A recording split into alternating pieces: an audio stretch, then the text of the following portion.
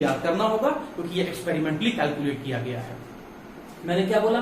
Voids. Voids का दूसरा पहला पॉइंट मैं क्या अब समझाया हूं कि वॉइड्स का दूसरा नाम क्या है? इंटरस्टिशियस। और क्या नाम है? होल्स। और क्या कहते हैं? Empty space. Second point, voids कब बनता है? वॉइड्स बनता है 3 डायमेंशनल क्लोज पैकिंग में। सारे पॉइंट्स बहुत इंपॉर्टेंट है, ध्यान से सुनते जाना।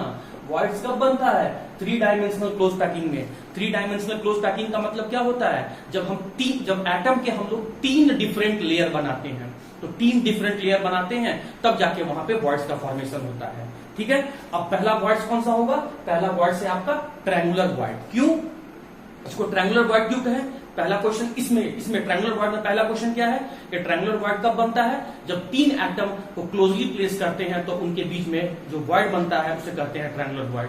क्यों ट्रायंगुलर वॉइड कहते हैं? क्योंकि जब इन एटम्स के सेंट्रल पॉइंट को एक दूसरे से जोड़ते हैं तो एक ट्रायंगल बन के आता है, इसीलिए ट्रायंगुलर वॉइड कहते हैं। फिर अगला क्वेश्चन क्या है कि जब जो वॉइड्स पर रखा हुआ एटम है और जो लैटिस पॉइंट पर रखा हुआ एटम है, अगर इन एटम्स के रेडियस को रेशियो निकालेंगे, इन एटम्स के रेडियस का रेशियो निकालेंगे तो वो रेशियो निकल के आएगा आपका 0.155। अब आइए स्टूडेंट, ये पहला वॉइड आपने पढ़ लिया। दूसरा वॉइड बहुत इंपॉर्टेंट है, very very important, tetrahedral void. Tetrahedral void, जिसे मैं नोट्स वगैरह में या शॉर्ट फॉर्म में जिसे मैं THV कहता हूं। प्लीज एग्जाम में आप शॉर्ट फॉर्म ना लिखें, कहीं भी आप शॉर्ट फॉर्म ना लिखें, वो तो मैं आपको समझाने के लिए ऐसा बोल देता हूं। टेट्राहेड्रल वॉइड, वॉइड का मतलब तो आपको समझ में आ गया होगा, एम्प्टी स्पेस। अब देखो टेट्राहेड्रल वॉइड कैसे बनता है, प्लीज ध्यान से देखना। मैंने क्या किया, 3 एटम को फिर से क्लोजली प्लेस कर दिया, क्लोजली एक दूसरे से प्लेस कर दिया, बिल्कुल चिपका के रख दिया। और अब देख रहे हैं आप यहाँ पे एक छोटा सा होल दिख रहा है, आगे से देख रहे हैं तो छोटा सा होल दिख रहा है, फिर पीछे से जाके देखो तो पीछे से जाके देखोगे तो आपको फिर भी होल दिखेगा। तो मतलब आगे से भी होल दिख रहा है और पीछे से भी आपका होल दिख रहा है इन 3 एटम के बीच में। तो मैं क्या कर रहा हूं, पीछे से जाकर एक और बॉल यहां पर एक और एटम को प्लेस कर दे रहा हूं, पीछे से रख रहा हूं, इसीलिए मैं इसे डॉटेड लाइन से दिखा रहा हूं। तो अब ये क्या बना, 4 एटम के बीच में एक खाली जगह आपको दिख रहा है। ये जो ब्लू कलर का जो एटम आपको दिख रहा है, बॉल दिख रहा है, सर्कुलर लाइन आपको दिख रहा है, ये डॉटेड क्यों दिख रहा है? क्योंकि ये पीछे से प्लेस किया गया है 3 एटम को के बीच के स्पेस को ढकने के लिए। तो पीछे वाला होल्स तो आपको ढका हुआ दिख रहा है, कवर अप दिख रहा है, लेकिन आगे वाला होल्स तो आपको साफ साफ दिख रहा है स्टूडेंट। तो ये जो होल्स यहां पर बन रहा है, ये जो एम्प्टी स्पेस यहां पे बन रहा है, ये जो इंटरस्टिशियस यहां पे बन रहा है, ये जो वॉइड्स आपस में बन रहा है, वो कितने एटम के बीच बन रहा है? ये बन रहा है 4 एटम के बीच में। और 4 एटम के बीच में बनने वाले वॉइड्स को हम लोग टेट्राहेड्रल वॉइड्स कहते हैं। 4 एटम के बीच में जो एम्प्टी स्पेस प्रेजेंट होता है उसे हम टेट्राहेड्रल वॉइड कहते हैं। अब बात आया कि सर टेट्राहेड्रल वॉइड क्यों कहते हैं? तो माय डियर स्टूडेंट, आइए इस बात को समझते हैं। देखिए ध्यान से देखिए, मैं क्या कर रहा हूं कि सभी एटम के सेंट्रल पॉइंट को एक दूसरे से जोड़ रहा हूं।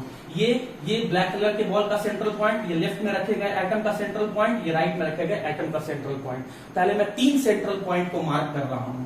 आप यहां पर देखें, ये देखिए मैं यहां पर 3 सेंट्रल पॉइंट को मार्क कर लिया और एक पीछे से रखा हुआ है। तो ये मैं पीछे से रखा हुआ को, ये देखिए मैं यहाँ पे ऐसे लाके रख दिया, पीछे से लाके रखा हुआ है ऐसे करके।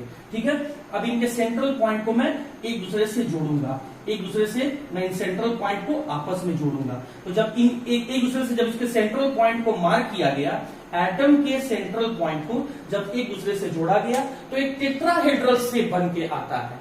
4 एटम को जब हम एक दूसरे से क्लोजली प्लेस करके रखते हैं तो उनके बीच में एक होल्स का फॉर्मेशन होता है, उसे वॉइड कहा गया। और उस 4 एटम के सेंट्रल पॉइंट को जब एक दूसरे से जोड़ते हैं तो एक टेट्राहेड्रल शेप बन के आता है, इसीलिए 4 एटम के बीच में बनने वाले स्पेस या वॉइड को हम लोग टेट्राहेड्रल वॉइड कहते हैं। अब टेट्राहेड्रल वॉइड क्या होता है, कितने एटम के बीच बनता है, ये बात जब आप समझ गए तो थोड़ा इसके अरेंजमेंट पर भी ध्यान दें। अरेंजमेंट क्या दिख रहा है, 3 ब्लैक कलर का बॉल ऊपर से और एक ब्लू कलर का बॉल नीचे से। 3 ब्लैक कलर का बॉल ऊपर से और एक ब्लू कलर का बॉल नीचे से। तो ये किस तरह का अरेंजमेंट दिख रहा है? ये मुझे दिख रहा है 3 on 1। ध्यान दीजिएगा स्टूडेंट, मैं पेन का जो कलर यूज कर रहा हूं उस पर ध्यान देना। मैंने 3 लिखा है ब्लैक से और 1 लिखा है मैंने ब्लू से। कहने का मतलब 3 ब्लैक कलर का बॉल 1 ब्लू कलर के बॉल के ऊपर है। 3 एटम जो है वो एक एटम के ऊपर है, इसीलिए हम लोगों ने इसे कहा 3 on 1। अच्छा, ये ऐसा भी तो हो सकता है स्टूडेंट, देखिए मैंने फिर से 3 एटम को मैंने बिल्कुल एक दूसरे के क्लोजली प्लेस कर दिया। अब हमें जब 3 एटम को हम लोग क्लोजली प्लेस कर दिए तो इनके बीच में एक आगे से भी होल दिख रहा है और बैक साइड से जाके देखोगे तो पीछे से भी एक होल दिखेगा इन 3 एटम के बीच में। तो अब मैं क्या कर रहा हूं, आगे से दिखने वाले स्पेस को मैं कवर कर रहा हूं। तो आगे से मतलब ऊपर से मैंने एक बॉल रख दिया, लेकिन जब बैक साइड से जाके देखेंगे, जब पीछे साइड से जाके देखेंगे तो वो होल तो साफ साफ दिखेगा। तो अब ये जो होल दिख रहा है वो कितने एटम के बीच दिख रहा है, ये 4 एटम के बीच दिख रहा है। तो 4 एटम के बीच में दिखने वाले स्पेस को तो कहेंगे वॉइड। अब किस तरह का वॉइड कहेंगे, तो फिर वही बात आ गया स्टूडेंट, जब इन 4 एटम के सेंटर पॉइंट को हम एक दूसरे से जोड़ेंगे तो उन सेंट्रल पॉइंट को आपस में जोड़ने से एक टेट्राहेड्रल शेप हमें दिखने लगता है। इसीलिए 4 एटम के बीच के स्पेस को हम लोग टेट्राहेड्रल वॉइड कहते हैं। अब ये टेट्राहेड्रल वॉइड का अरेंजमेंट आप देख लीजिए, एक ऊपर से ब्लू कलर का बॉल और नीचे से 3 ब्लैक कलर का बॉल। ध्यान दीजिए, ऊपर से एक ब्लू कलर का बॉल है और नीचे से आपको 3 ब्लैक कलर का बॉल है। तो क्या दिख रहा है, 1 blue colour ball on the 3 black colour ball. मतलब कह सकते हैं कि 1 on 3 एटम। यहां से 2 पॉइंट क्या समझ में आया कि टेट्राहेड्रल वॉइड बनता है 4 एटम के बीच में। इस वॉइड 4 एटम के बीच में बनने वाले 4 एटम के बीच में बनने वाले स्पेस का नाम टेट्राहेड्रल वॉइड क्यों कहते हैं, क्योंकि जब उन 4 एटम के सेंट्रल पॉइंट को एक दूसरे से जोड़ते हैं तो टेट्राहेड्रल शेप बन के आता है, इसीलिए वॉइड का नाम टेट्राहेड्रल वॉइड होता है। टेट्राहेड्रल वॉइड में एटम्स का अरेंजमेंट कैसा होता है, 3 on 1 या 1 on 3। अब उसके बाद क्या हुआ स्टूडेंट कि ये जो यहाँ पर वॉइड्स आप देख रहे हैं जिसका नाम आप टेट्राहेड्रल वॉइड दे रहे हैं, ये जो आप यहाँ पर जो आप स्मॉल स्पेस या एम्प्टी होल या वॉइड देख रहे हैं जिसका नाम टेट्राहेड्रल वॉइड देख रहे हैं, इस टेट्राहेड्रल वॉइड में रखे गए एटम का या फिर इस टेट्राहेड्रल वॉइड में रखे गए एटम का, चलो रेडियस मान लेते हैं r। सिंस वॉइड वाले एटम का साइज कम होता है, इसीलिए उस वॉइड पर रखे गए एटम के रेडियस को स्मॉल r से दिखाएं और लैटिस पॉइंट पे रखे गए एटम के रेडियस को कैपिटल R से दिखाएं। तो जब रेडियस निकाला गया वॉइड पे रखे गए एटम का और रेडियस निकाला गया लैटिस पॉइंट पे रखे गए एटम का और उसका जब रेशियो निकाला गया स्टूडेंट, तो ये रेशियो निकल के आया आपका 0.225। तो कुछ पॉइंट्स आपको समझ में आ गया होगा, वॉइड्स का मतलब समझ में आ गया होगा, वॉइड्स कब बनता है ये समझ में आ गया होगा। वॉइड्स का 2 टाइप मैंने पढ़ा दिया, ट्रायंगुलर वॉइड और टेट्राहेड्रल वॉइड। ट्रायंगुलर वॉइड का अरेंजमेंट मैंने बता दिया 3 एटम के बीच में। टेट्राहेड्रल वॉइड का मैंने अरेंजमेंट बता दिया 3 on 1 या 1 on 3। ट्रायंगुलर वॉइड का मैंने रेडियस रेशियो बता दिया। टेट्राहेड्रल वॉइड का मैंने रेडियस रेशियो बता दिया। ट्रायंगुलर वॉइड का डायग्राम बता दिया। टेट्राहेड्रल वॉइड का डायग्राम बता दिया। ट्रायंगुलर वॉइड क्यों कहते हैं ये बता दिया। टेट्राहेड्रल वॉइड क्यों कहते हैं ये बता दिया। अब स्टूडेंट सबसे जरूरी बात टेट्राहेड्रल वॉइड में, आपको रेडियस रेशियो तो याद रखना ही है, लेकिन उससे भी बहुत जरूरी बात टेट्राहेड्रल वॉइड में आपको क्या याद रखना है, ये याद रखना है। ध्यान दो प्लीज, ध्यान दो, बहुत इंपॉर्टेंट बात बताने जा रहा हूं।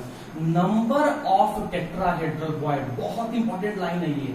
किसी भी 3 डायमेंशनल बॉडी में कितना टेट्राहेड्रल वॉइड का संख्या होगा, मैं फिर से कह रहा हूं, किसी भी 3 डायमेंशनल बॉडी में कितना टेट्राहेड्रल वॉइड का संख्या होगा, तो वो होगा twice into number of atom. मतलब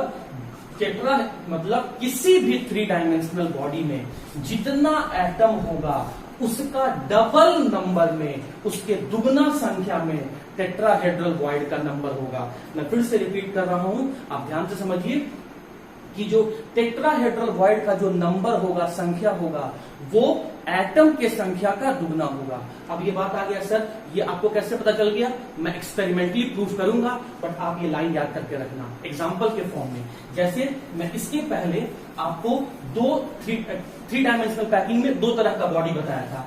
एक बताया था HCP और एक बताया था स्टूडेंट मैंने CCP, अगर आपको याद होगा तो। HCP में नंबर ऑफ एटम कितने होते हैं? 6 एटम होते हैं। तो बताइए यहाँ पर टेट्राहेड्रल बॉन्ड कितना होगा? एटम का दुगना, तो यहाँ होगा 12 टेट्राहेड्रल बॉन्ड। CCP में, जिसका दूसरा नाम है FCC, इसमें नंबर ऑफ एटम कितने होते हैं? 4। तो बताइए टेट्राहेड्रल बॉन्ड कितना होगा? 8 टेट्राहेड्रल बॉन्ड होगा। तो बहुत सारा क्वेश्चन हम लोगों ने अभी देखा टेट्राहेड्रल बॉन्ड के बारे में और ट्रायंगुलर बॉन्ड के बारे में। ट्रायंगुलर बॉन्ड से ज्यादा आपके एग्जाम में टेट्राहेड्रल बॉन्ड इंपॉर्टेंट है, इस पर न्यूमेरिकल्स भी हम लोग आगे सॉल्व आउट करेंगे। फिलहाल आप इन बातों को दिमाग में रखें। अब मैं फिर से 2 अलग टाइप का वॉइड आपको पढ़ाने जा रहा हूं, जिसमें एक है आपका ऑक्टाहेड्रल वॉइड और अगला है आपका क्यूबिकल वॉइड। तो आइए स्टूडेंट आगे देख लेते हैं उसको।